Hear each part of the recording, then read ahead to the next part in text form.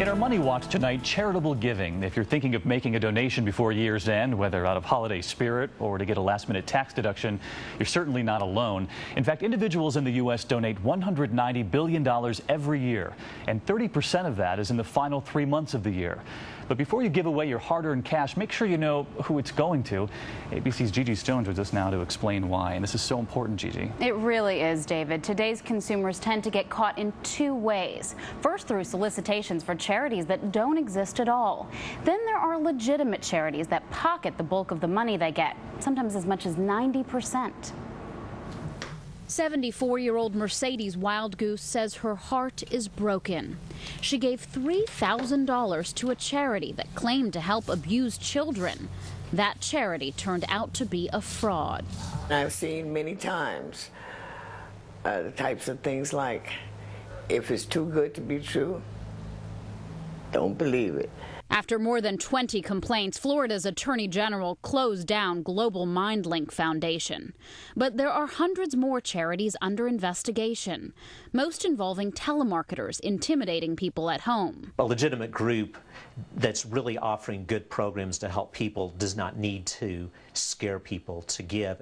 Each year, Americans lose billions of dollars to charity fraud.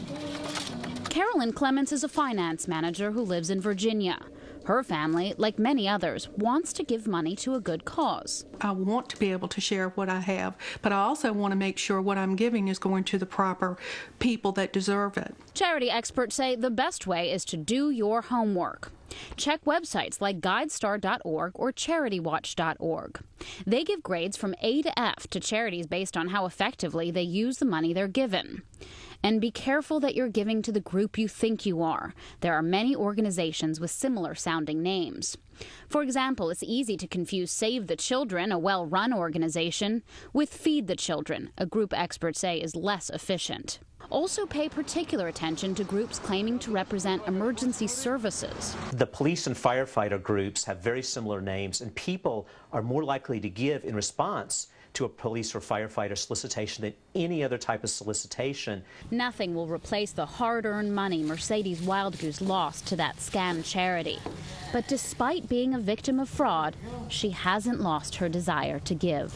I will survive because I have what they call hope and faith, and this is Christmas where everybody at some time gets a good feeling. Some other tips experts recommend include paying by check, not with cash. That can limit foul play. And if you want to give to an international cause, try and do it through a reputable American charity you know and trust. David? That's good advice. What about the charities that call you on the phone and ask you to give? You know, if someone calls you on the phone and you want to give, experts say just don't commit on the phone. Research the charity through one of those websites we told you about and then call them up yourself. That way you can make sure it's legitimate. All right, good deal. ABC's Gigi Stone tonight. Gigi, thank you.